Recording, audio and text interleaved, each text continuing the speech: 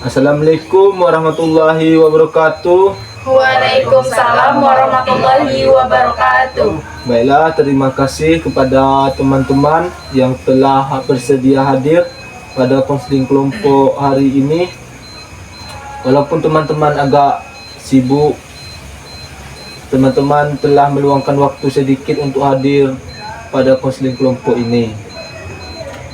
Terus, bagaimana kabar teman-teman, sehat? Alhamdulillah sehat. Terus, sebelum kita memulai konseling kelompok ini, alangkah baiknya kita berdoa. Di sini ada yang mau memimpin doa? Ya, Pak. Silakan. Sebelum kita memulai kegiatan hari ini, marilah kita berdoa terlebih dahulu. Berdoa mulai.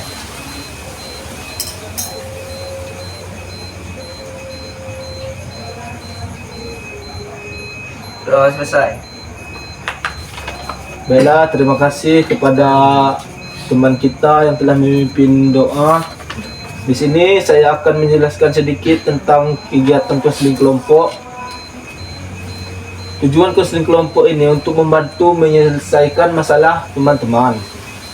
Sharing pengalaman, berlatih untuk berempati terhadap teman yang lainnya, dan melatih penjelasan tujuan konseling kelompok ini membantu menyelesaikan masalah teman-teman, sharing pengalaman teman-teman, dan berlatih untuk berempati terhadap satu teman yang lainnya, serta memperoleh pengalaman dan informasi serta wawasan baru dari masalah yang akan kita bahas ini.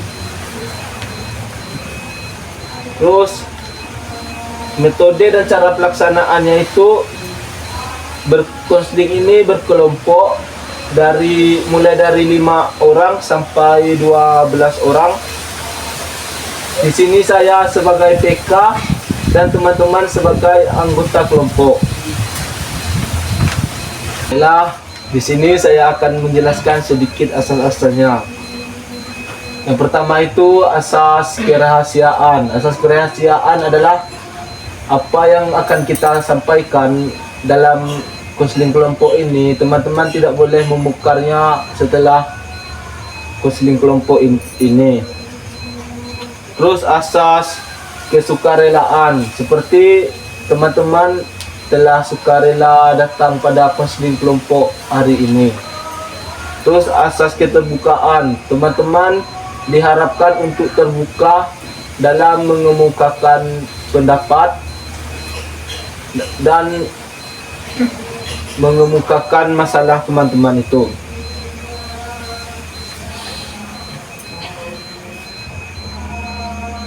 Bagaimana teman-teman? Apakah teman-teman sudah mengerti dari asas-asas itu tadi? Atau ada yang ingin ditanyakan? Yang belum paham? Ini kita akan masuk tahap perkenalan. Dimulai dari sini dulu. Boleh memperkenalkan dirinya dulu. Z. Dimulai dari. Perkenalkan, nama saya Zevita Listianingsih. Biasanya saya dipanggil Z, asal saya dari Muko-Muko. Terima kasih. Lanjut.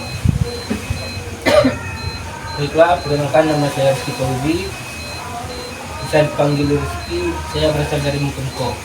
Perkenalkan, nama saya Peggy Prega, saya dari Cirebon. Lanjut. Baik, terima kasih. Sebelumnya, kenalkan, nama saya Mbak Fiani, biasa dipanggil Pak. Saya berasal dari Bengkulu Selatan. Baiklah, terima kasih kepada teman-teman telah memperkenalkan dirinya masing-masing. Di sini saya sebagai TK akan memperkenalkan diri. Perkenalkan, nama saya Iktibar, bisa dipanggil Ibar, asal dari Bengkulu. Baiklah, di sini kita akan masuk dalam tahap peralihan. Dari penjelasan asas-asas tadi, apakah teman-teman sudah siap untuk melanjutkan kegiatan ini dengan cara melakukan konseling kelompok ini? Insya Allah sudah siap. Terus, apakah teman-teman sudah mengerti apa tadi asas-asas itu tadi? Sudah. Sudah. Sudah. Baiklah.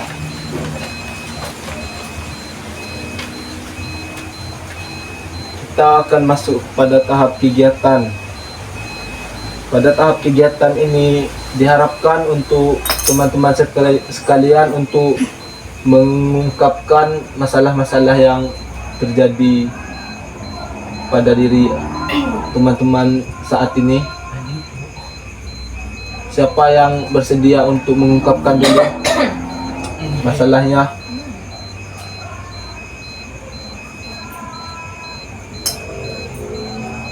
Zepita Jaya, kayaknya mukanya tuh kayak banyak masalah. Baik. Saya ada masalah di dalam. Boleh menyampaikan sedikit masalahnya? Jadi begini Kak, saya ada masalah dengan dosen saya karena katanya saya bernyanyi di kelas. Padahal pada saat itu saya lagi bersolawat. Lalu dosen saya menyuruh saya keluar. Pada selesai kelas, saya minta maaf pada dosen tersebut, tetapi dosen tersebut mengambil keputusan untuk menyuruh saya mengulang mata kuliah di tahun depan. Di saat saya menghadap PA, kata PA, di dalam kelas itu tidak ada urusan PA karena itu semua tergantung pada dosen mata kuliah. Itu hak dosen untuk mengambil keputusannya. Terus apakah Mbak Zepita udah pernah ketemu sama dosen itu, menemui dosen itu? Sudah? Terus apa tanggapan dosennya? Ya itu yang saya katakan tadi, kata dosennya mengulang aja tahun depan karena itu cuma 4 SKS kata dia. Terus ada minta pertimbangan tidak kepada dosennya untuk memperbaiki itu? Sudah, saya sudah menemui dosen dan meminta pertimbangan, tapi dosen itu tetap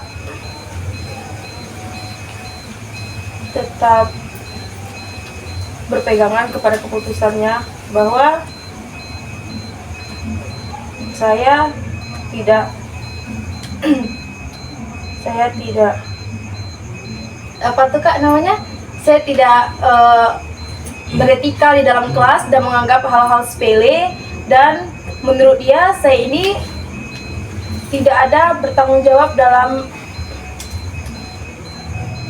menghadapi masalah, karena pada saat itu saya menceritakan masalah saya kepada orang tua dan dosen itu bertanggapan bahwa saya tidak bisa mengambil keputusan yang fatal, bahwa saya itu tidak ada pertanggungjawaban dalam masalah saya sendiri, sangat bergantung pada orang tua. Dari permasalahan yang telah disampaikan teman kita Zepita tadi, dia telah bermasalah dengan dosen karena masalah yang ada di dalam kelasnya tadi, dan teman kita Zepita ini juga telah melakukan penghadapan kepada dosen PA ya. Tapi tanggapan dosen PA-nya itu memang hak dosen di dalam kelas ya. Terus tadi dan juga Zepita juga pernah menghadap dosen, tapi kata dosennya tadi Mengulang saja tahun depan. mengulang saja tahun depan. Nah, di sini saya meminta kepada teman-teman memberi solusi kepada teman kita Zepita ini. Ada nggak solusi dari teman-teman yang pernah mengalami masalah ini di dalam kelas? Teman-teman yang pernah mengalami masalah ini dalam kelas bisa memberi sedikit solusi kepada teman kita ini Zepita. Bagaimana solusinya? Dari kakak ada. Ulang aja tahun depan. Dari Zukri ada nggak solusi sedikit?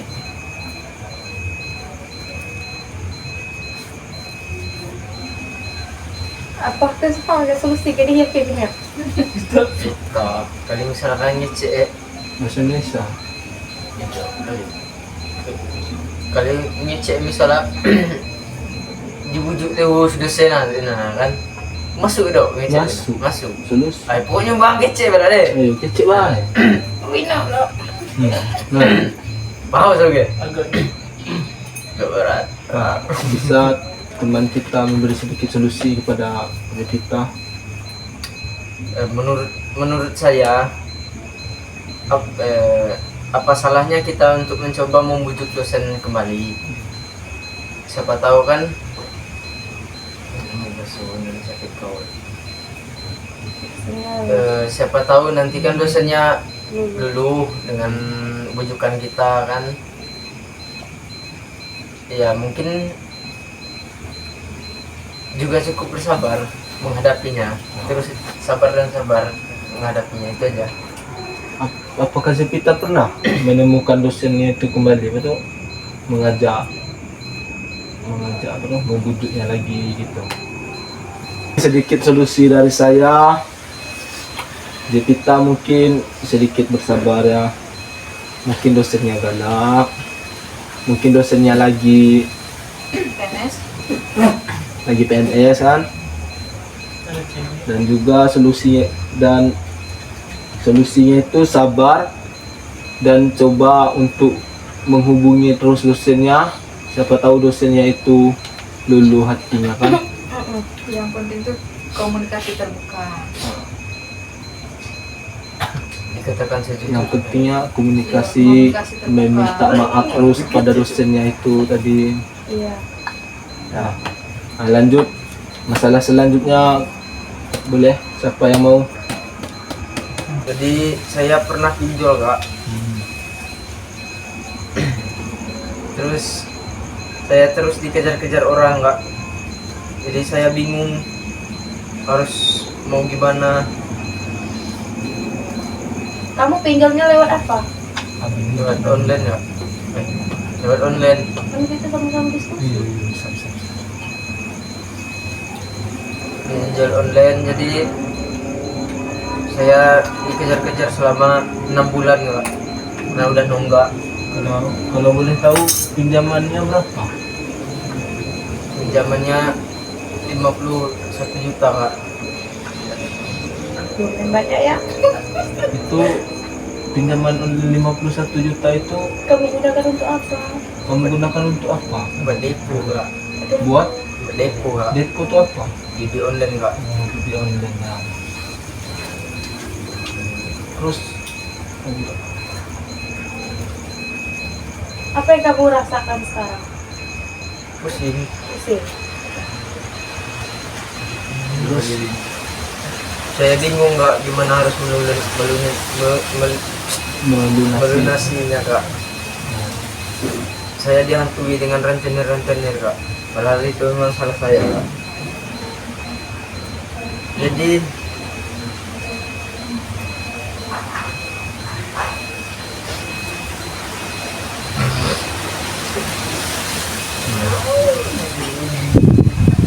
Kamu pernah juga depo? Enggak. udah sampai ada masalah lo, apa masalah? ya mungkin itu saja kak masalahnya kak. Masalahnya pusing dikejar-kejar rentenir, sudah pinjam duit 50 juta dan nunggak 6 bulan belum dibayar-bayar, sedangkan mau bayarnya belum ada jalan kak. Maaf kalau boleh tahu itu biaya bayarnya itu berapa? Per bulannya itu berapa? Seharusnya satu kali bayar kak, langsung lunas.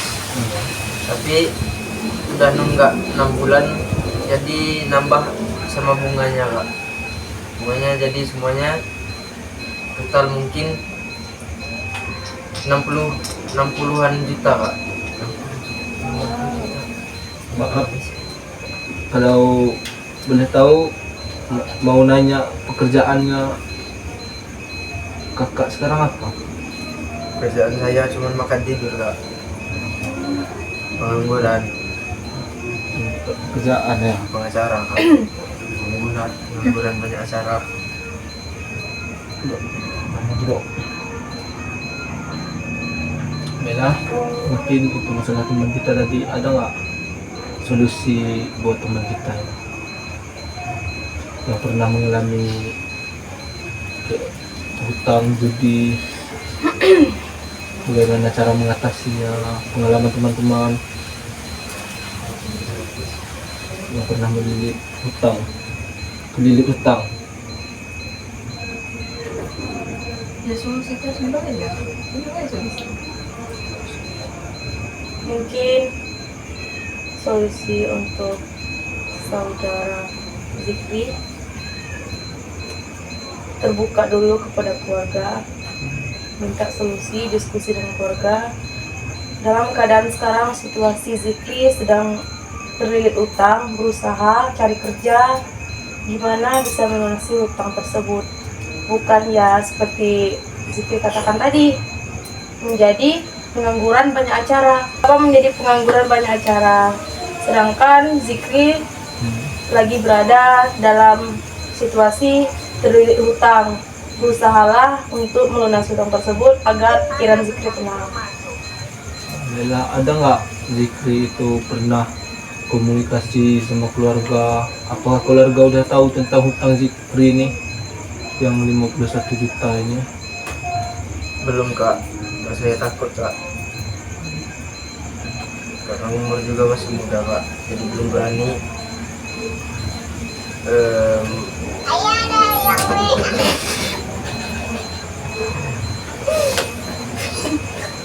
belum berani membuka, belum berani menceritakan masalah sama keluarga kak. Mungkin Zikri lebih sedikit terbuka kepada keluarga. Iya. Mungkin keluarga bisa membantu melunasi hutang Zikri itu. Zikri harus sedikit jujur kepada keluarga agar keluarga itu bisa membantu dan prihatin kepada Zikri ini. Dan Zikri bisa belajar dari kesalahan yang telah terjadi kemarin. Jangan mengulangi seperti meminjam online sebanyak 51 juta ya kak ya. Bagaimana Zikri? Apakah sedikit tenang dari solusi tadi? Boleh dicoba ya? Tapi keluarga saya juga tidak orang punya kak. Gimana kak? Tapi nggak apa-apa, coba diskusi dulu sama keluarga kan. Ya. Siapa tahu ada jalan keluarnya dari keluarganya nanti kan. Ya. Boleh dicoba ya, diskusi Ya, sama keluarganya coba. dulu ya. Ya, kak. Bella, Saya juga punya sedikit masalah, Kak. oh, Itu masalah ya, tentang cintaan istilahnya sekarang kan. Jadi gini, saya kan punya pacar, rencananya tahun depan pengen nikah. Tapi orang tuanya itu belum setuju. Padahal kami udah sama-sama siap itu. Ya orang tuanya itu minta maharnya itu terlalu banyak, sedangkan saya itu kemarin ngomong kalau mau minta mahar sama saya itu tidak memberatkan laki-laki dan tidak merendahkan perempuan. ya. Nah solusinya sekarang itu saya lagi bingung sekarang gimana mau lanjut apa mundur. Sedangkan kami kan udah sama-sama siap, tapi terhalang sama orang tuanya itu. Apakah kakak pernah ketemu sama orang tuanya untuk diskusi itu? Udah, kami kan udah Udah. sama-sama siap. Ya. Nah kemarin kan ketemu sama orang tuanya nggak setuju. Nggak setuju ya. Karena pengen mahal itu banyak. Terus kakak apakah pernah diskusi sama keluarga dulu tentang mau nikah ini? Kalau sama keluarga saya juga udah, cuman kalau masalah mahar dari orang tuanya si perempuan itu saya belum ngomong sama orang tua saya. Soalnya takutnya nanti orang tua saya juga nggak setuju.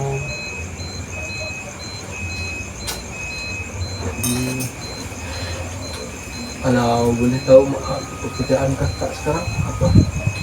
Pekerjaan saya sekarang sebagai guru honorer di sekolahan. Sekolah. Guru honorer ya.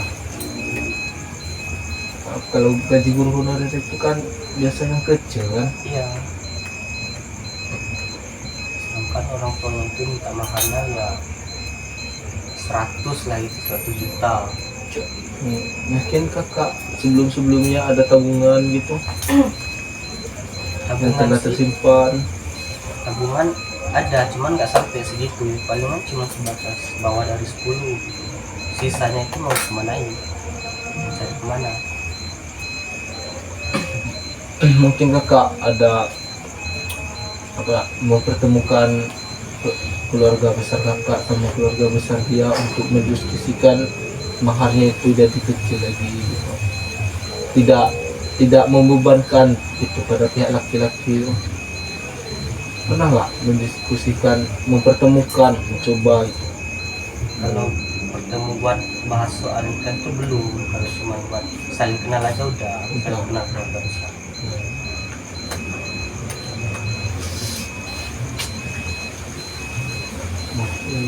Gitu ya, solusinya dari saya mungkin kakak coba dulu untuk diskusi sama keluarga dulu, untuk dipertemukan dulu sama keluarga pihak perempuan, diskusi biar maharnya itu tidak memberatkan laki-laki dan tidak pula merendahkan perempuan tadi. Mungkin kakak bisa mencari kerjaan lagi gitu, Lebih berusaha. berusaha mencari pekerjaan yang lebih layak lagi. Mungkin kakak pernah mencoba tes PNS? Kita tes PNS cuma ya Belum rezeki. gagal, belum rezekinya gitu. Mungkin dari kawan-kawan ada masukan untuk kakak kita ini, masukan dan solusi pengalaman pribadi. Mbak Z, ada nggak masukan? Ditemukan dulu antara keluarga abangnya sama keluarga calonnya tadi. Siapa tahu keluarga calonnya mengerti dengan keadaan situasi, karena abangnya mempunyai tabungan hanya 10 juta deh. Siapa tahu dia mengerti, siapa tahu keluarga abangnya tadi dengan keluarga calonnya tadi bisa membicarakan masalah ini. Ada solusi lah dari masalah abang ini kan mungkin. Udah, itu boleh dicoba ya. Ya nanti saya coba buat ketemukan orang tua saya sama orang tua dia buat bahas masalah nikah. Ya, iya, karena memang benar kata orang, sebelum nikah tuh banyak cobaan. Ya. Yang Nikah sabar itu aja. berat ya. Mungkin itu aja, boleh dicoba nanti ya kak. Udah. Jangan dibawa lari anak gadis orang mati. Karena iya kan Mbak Kak ya, karena banyak sekali kasus di zaman sekarang tidak ada restu. Iya kan? Iya. Tidak ada restu orang tua, tidak Sampai-sampai tidak ingin bertanggung jawab. Nanti abangnya tidak restu dari orang tua cewek, bunuh diri. Jangan seperti itu. Siapa tahu kan Allah menyelamatkan abangnya dari keluarga tersebut. Baiklah, di sini kita akan masuk pada masalah selanjutnya. Depan. Nah, Agak berat ya Mbak. enggak. Terima kasih untuk Kakak Tibar. Di sini saya akan menyampaikan sedikit masalah yang saya alami. Jadi beberapa minggu yang lalu ada salah satu teman saya itu chat saya atau telepon saya kemarin. Dia bilang sama saya, dia nanya untuk pinjam uang. Nominalnya itu awalnya dia pinjam sekitar 200.000. Itu katanya untuk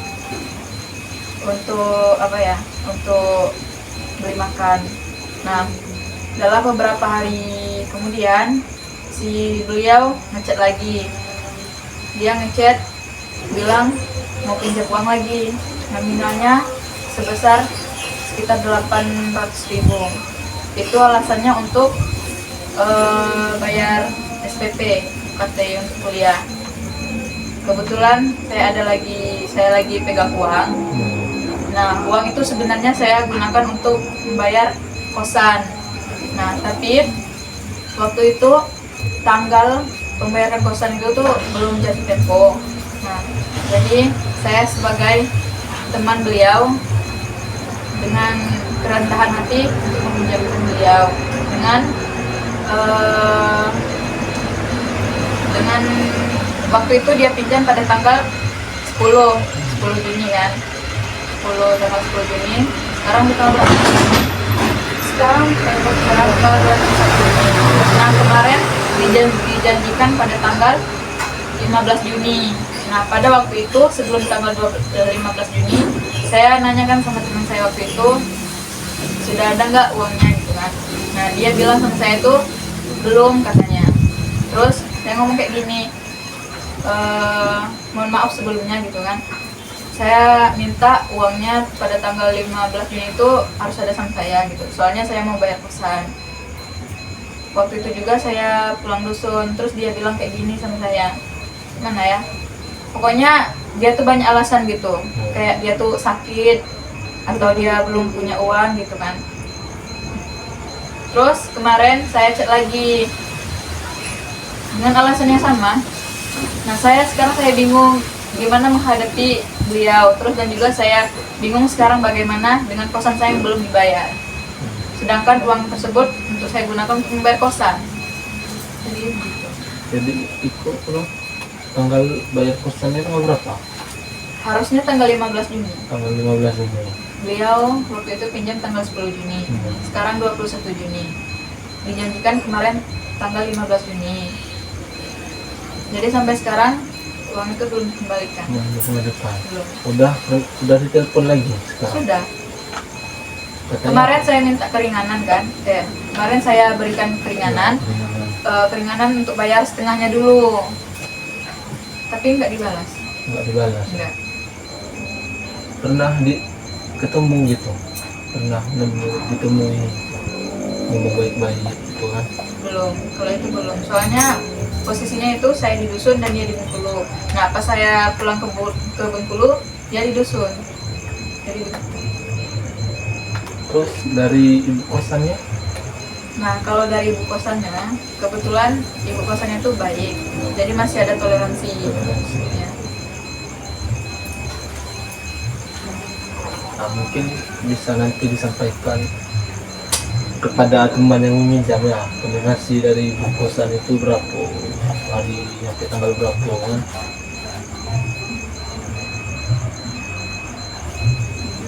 Mungkin nanti bisa kan temannya sudah ada duit itu kita bayar setengah dulu, nyicil gitu buat bayar kosan. Kemarin beliau sempat bilang juga, katanya hari Sabtu ini. Hari Sabtu ini berarti besok ya. Iya. Mungkin kakak bisa minta ya dulu besok, mungkin udah ada kan. Sabar aja Kak, namanya kehidupan. Kehidupan berfungsian. Itulah, kita tidak boleh terlalu percaya kepada manusia. Ya, tapi kita sebagai sesama manusia kan harus saling tolong menolong. Iya. Nah, solusi dari kawan-kawan, bagaimana untuk teman kita ini? Solusinya itu datang ke ibu kosannya dulu, minta toleransi, tanggal pembayarannya, diskusi dengan ibu kosan, lalu bersabar karena besok katanya mau dibayar kan. Sabar dulu, siapa tahu besok dibayar. Nah, terus solusinya sabar. Mungkin mbaknya boleh sabar dulu, diskusi dulu sama bu kosannya ya, Mungkin ya. siapa tahu besok dibayar kan. Oke. Udah tenang mbak, Hah? tenang. Bagaimana, bisa nggak menerima solusi? Alhamdulillah bisa. Bisa.